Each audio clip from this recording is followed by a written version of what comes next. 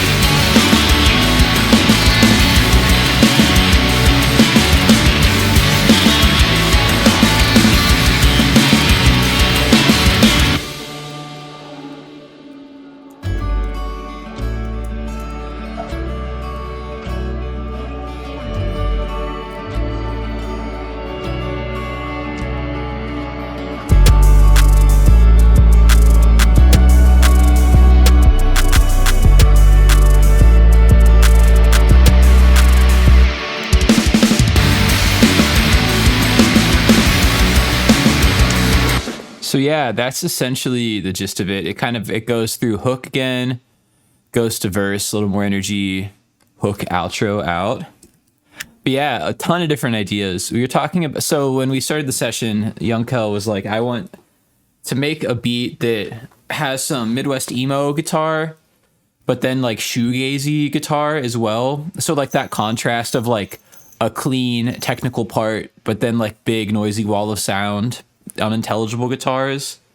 And then we've also been experimenting with different levels of like rock to hip hop production in the songs. So I feel like there's multiple genre bending and combining things going on within this.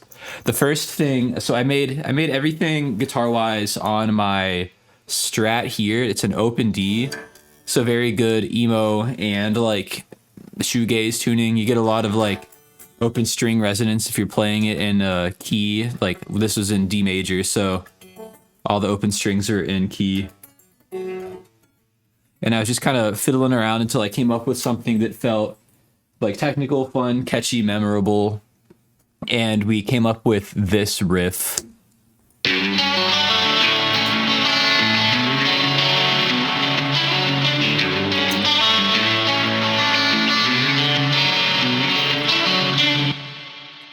Very fun. A lot of processing going on. Totally raw. It sounds like this.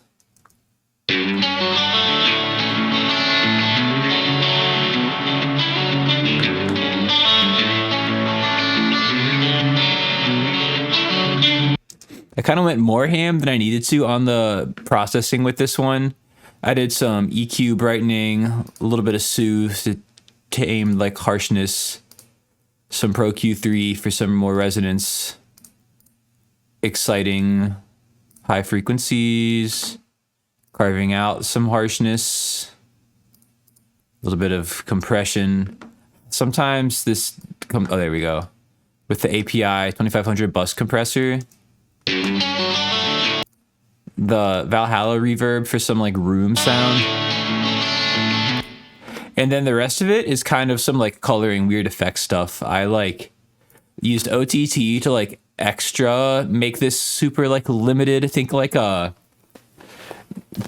I guess Midwest emo is already super compressed guitar, clean guitar tones, but I was thinking like a RJ Payson, Polyphia, tight, like really modern, clean, tight sound with this. And then I added some Digitalis and RC20 as well for some like lo-fi-ness to it, to give it some pitch warble, some tape stuff, a little bit of bit crusher to excite the high end a little bit more.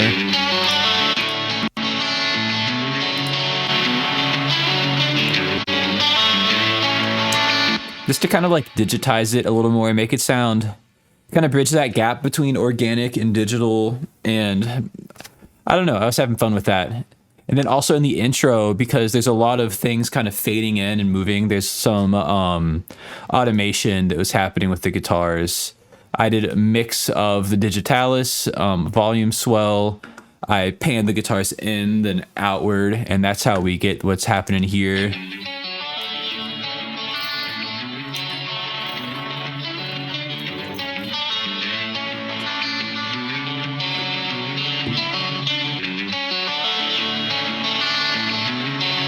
And then it gets bigger, normal, more wide.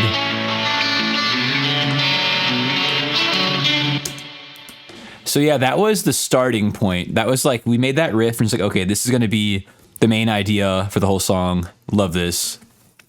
Also, I'm going to go to pedal board cam real quick. I'll swap to show you guys what's going on tone wise. So amp for today, we're using the Marshall Lead 100 MOSFET. It's really cool. It's a solid state amp from the 80s, and surprisingly amazing sounding amp. I know that solid state, especially from that era, when it's not clean amps like the Jazz Chorus, gets a lot of flack, but I think it's some of the nicest dirt sounds. Very underrated guitar amp. The dirt channel is that of like a JCM 800, and the clean channel feels very like plexi-y to me and could get a little driven. Normally for a song like this, I would run it on the distorted channel, but actually for all the tones, I ran the clean channel on this to give it like a little bit of sparkly high end. And then I was using like my pedals as boosts and like the different colors of distortion. So for that clean tone, I'm just running the clean channel turned up all the way, so we get like a little bit of breakup, like edge of breakup sound. And then I'm using this blue pedal here, the mini the Wampler Mini Ego compressor, and I'm compressing it pretty hard. Compression is kind of like distortion for a clean tone. Like it gives you more sustain. It makes everything sound a little bit more like together. And it's definitely like the like Midwest emo guitar tone that you're used to hearing. That with like a little bit of, this amp also has a spring reverb built into it, and that's like altogether what made up that tone. From there we go to some ambient stuff that was going on. I'd like to use a lot of times an EMO. I've shown this before, but essentially you put this on your guitar string and it's a magnet that vibrates the strings, so it will like make the string start. It kind of makes it sound like a theremin almost. Like it kind of makes the string resonate without any pick attack. It's just like automatically going. Or like a violin bow. That's kind of where the name came from. I'll use that, and then I'll use a slide that you would use for like a slide guitar. And I use those together, and it creates this very like fluid sounding thing where there's no pick attack, there's no fret noise, and it's all very kind of flowy. And I did that, I want to say I did that for this section, along with my volume pedal on my pedal to kind of get some swells going, and made this sound. Kind of comes in halfway through. Also running it through a shimmer reverb.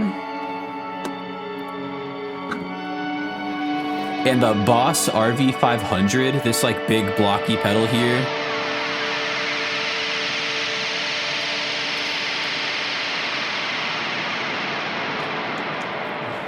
Plus that sound effect towards the end, I think is really fun. So what's happening there is that is my reverb, and it has a bunch of different reverb emulations. And that one was like a shimmer reverb with like a fifth, some strange octave stuff going on. But you can, on the third like stomp button on the right, there's a lot of like extra features and things you can do with it. And I had it set to like self oscillate and like kind of just make the delay and reverb get bigger and bigger. And that's what that like swirling sound was towards the end. I thought it was a really neat way to like put a riser into the sound, like little electronic, a little shoegazy, a little weird noisy thing going on. Next sound we have is this. Similar process, but like the nice version instead of the chaotic version. I took the same reverb box, and instead of having it self-oscillate into feedback, I just made it have like infinite sustaining reverb, and that's what this sound is here. Just a really nice pad. I like to do this over synth pads sometimes in rock music, because even if it's not like a guitar sounding part, it still has like the timbre of a guitar, and it fits in context and sounds like natural. Next we have the distorted guitars from the hook.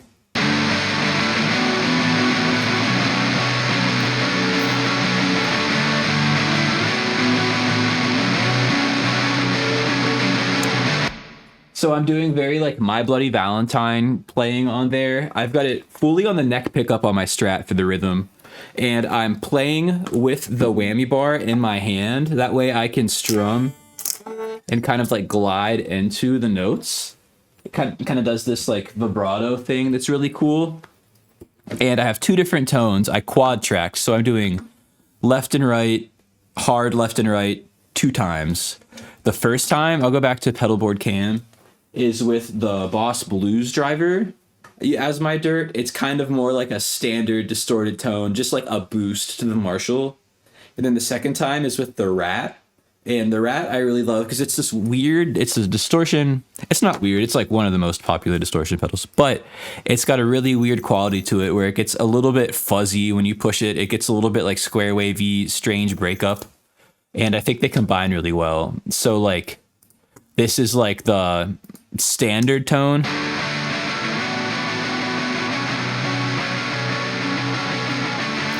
This nice distorted tone with a lot of note clarity. That's why I used it mostly for the high-end information, and then the note clarity. You can really hear all the notes that I'm playing because those are kind of dense chords.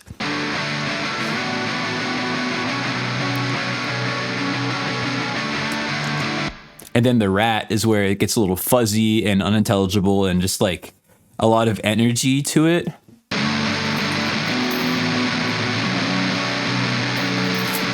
Together.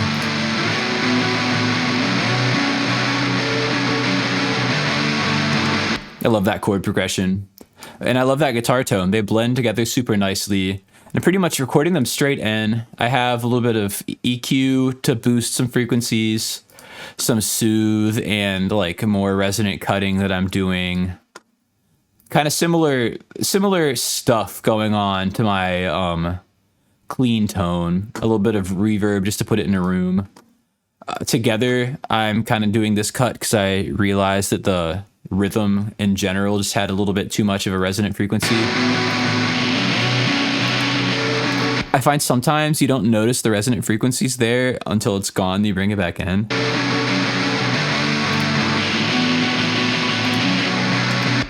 Because this was a Discord session, I made it primarily on headphones, and that hiss wasn't as noticeable to me until I listened to it on my speakers afterwards. It's like, I gotta cut that out. But yeah, that's all the electric guitar for this beat. From there, electric guitar, pads, weird sound effects along with that. And now we'll go into the section that I recorded with all my acoustic guitars, which first one does not sound at all like acoustic. This was me processing it synthy.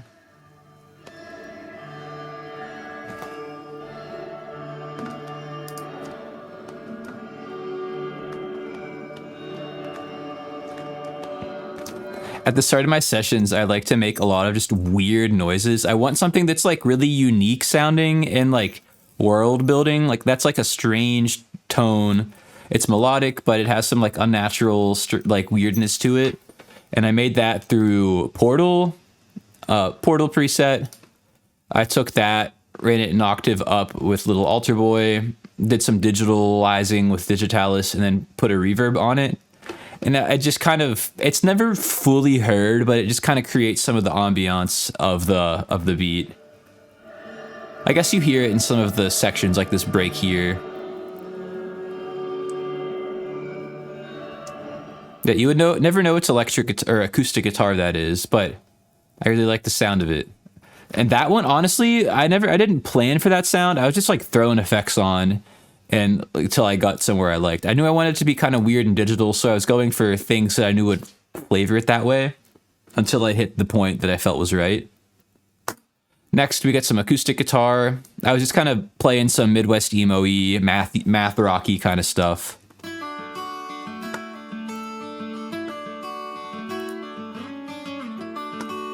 little bit of compression,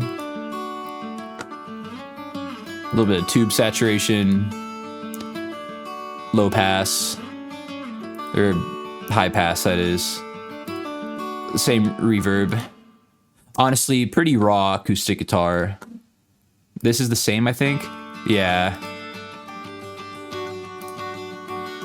I just record it with this mic, the blue baby bottle. Same one I do my vocals with. Sounds great. I record it right around like the 12th fret, maybe like this far away. And I love the sound it gets. I did that same EBO trick with the acoustic, and it kind of makes it sound really like ghostly. Two left and right. You can kind of hear when the slide clicks against the wood of the acoustic.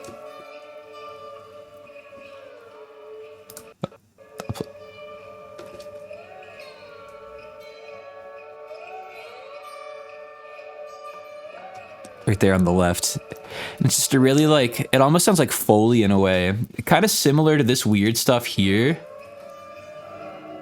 It's just like cool world building.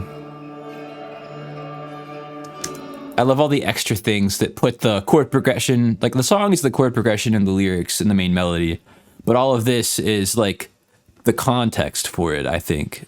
So I like trying to define where the song is happening.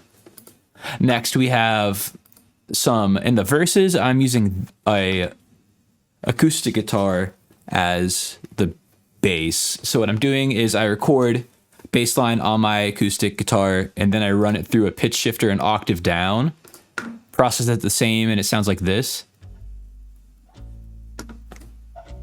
Kind of sounds like a upright bass in a way.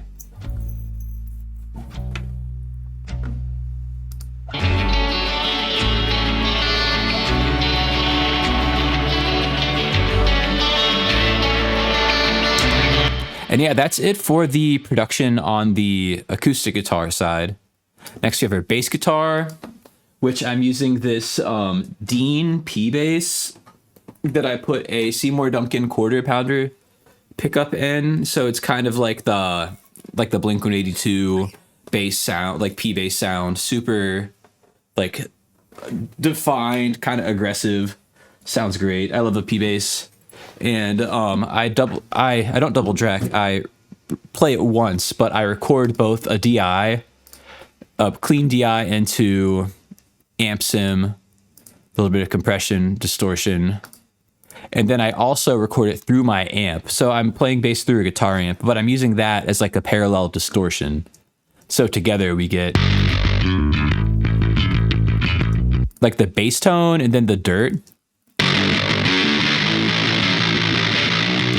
That was also with the Rat, I believe. And then you blend them together and get this tone that's like defined, yet dirty.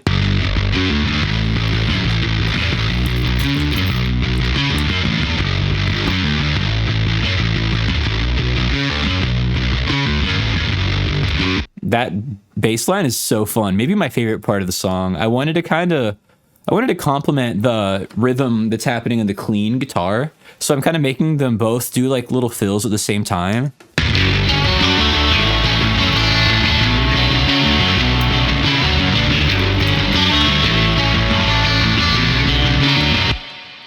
And then the next thing I want to go over is the drums, and I just want to show the pocket that's created between those three because I think it's really cool.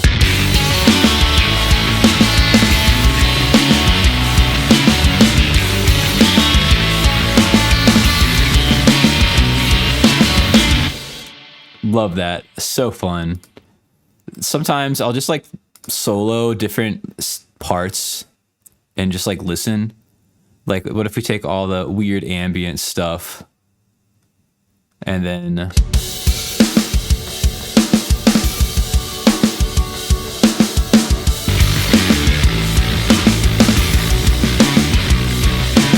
sometimes that's how I figure out a different section when I'm writing.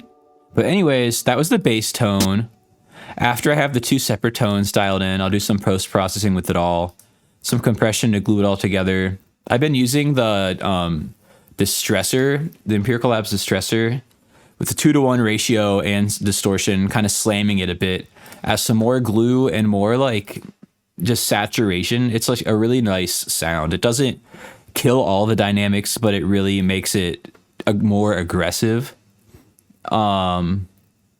And yeah, I just kind of do that to glue it all together. Next, we got the drums. I've shown this in the past few videos, but the Easy Drummer, I've been really on their death metal drum kit lately.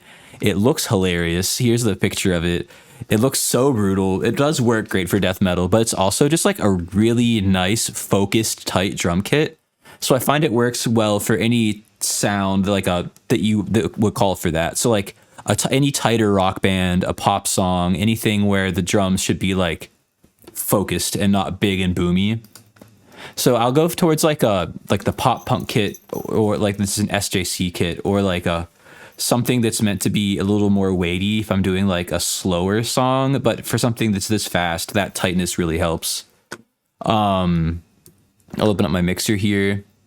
I have multi-channel enabled, so I've brought the snare and overheads into different tracks. I do that so I can add my own processing if I want to. So the snare, I just wanted to make a little bit snappier. And then the overheads, I felt were a bit harsh, so I added some soothe. I did some EQing. I did some compression. That way the big crash hits weren't like so dynamic. And then I did some... I felt like the right side crash was still harsh, so I EQ'd out some resonance in just the right side. And then I have Radiator on the entirety of the drum kit just to soften some transients and make that like kick and snare a bit thumpier and like clippy in a cool way. Oxford Inflator is doing the same thing. I found that if I boost the input, it's still kind of working like a soft clipper or limiter. It's a sine wave shaper is what it is, but it still clips. So if I boost the input, leave the output as is, it really adds some punch to the drums as well. So I'll A/B this because it's so crazy to me. Here's without it. And with.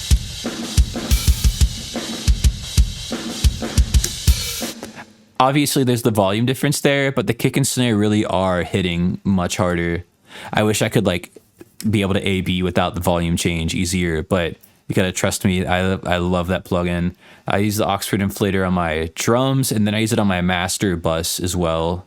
It just adds so much perceived loudness without sacrificing any like punchiness to it. So yeah, this is how the drums sound all together.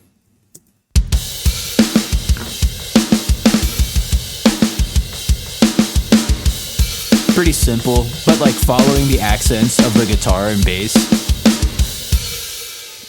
I love that. It's simple, but it's a nice groove. It's just looping the whole time. It really doesn't need to do that much. Like the song itself is, I don't know. The song itself has so much going on that the drums just needed to like lay that foundation. From there, I recorded some shaker and tambourine. Nothing crazy, panned them left and right, some compression and delay and EQ, reverb. Then I do some rap drum production for the verses.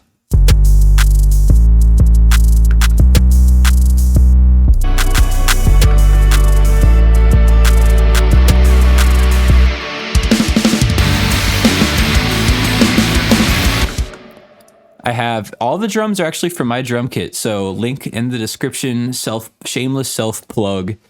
I use it all the time. I'm glad that I have that drum kit just so I can pull from my favorite sounds, honestly. I got these hats going on. I'm running it through this glitch. It's like rhythmic effects just to add some funny like side information glitching stuff. I use the step sequencer to program all of my drums when it comes to like rap drums. I got that. I got this clap, nothing going on. This accent snare. Open hat.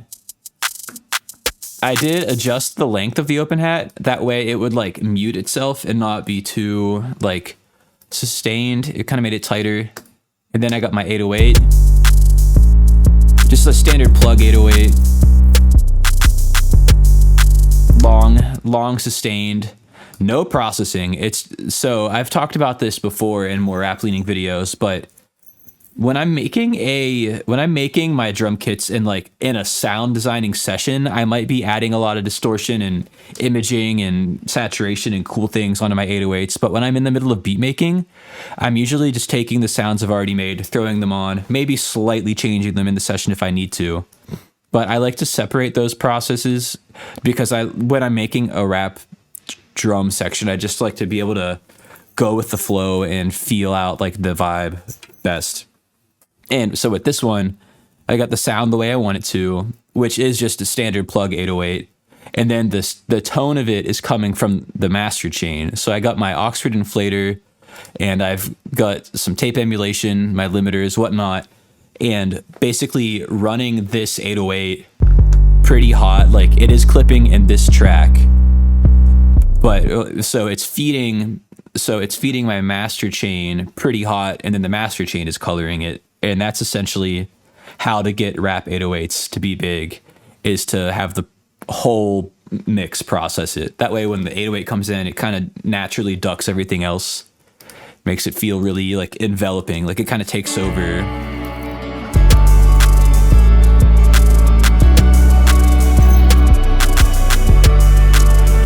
And taking over might be an overstatement because it really does fit in the pocket nicely there, but I feel like that's the best way to like have it be powerful but not take up too much.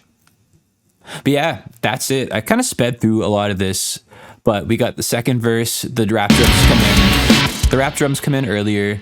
There's some risers and stuff going in.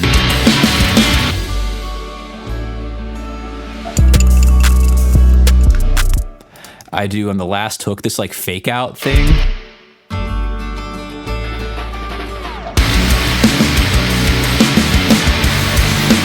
I like to do that on my choruses sometimes to like kind of surprise the listener. It's definitely like an ear candy moment, like a section that like normally like when the third chorus comes in, the listener's like, okay, I know how this sounds, but you do that and it brings them back in and commands their attention a little bit.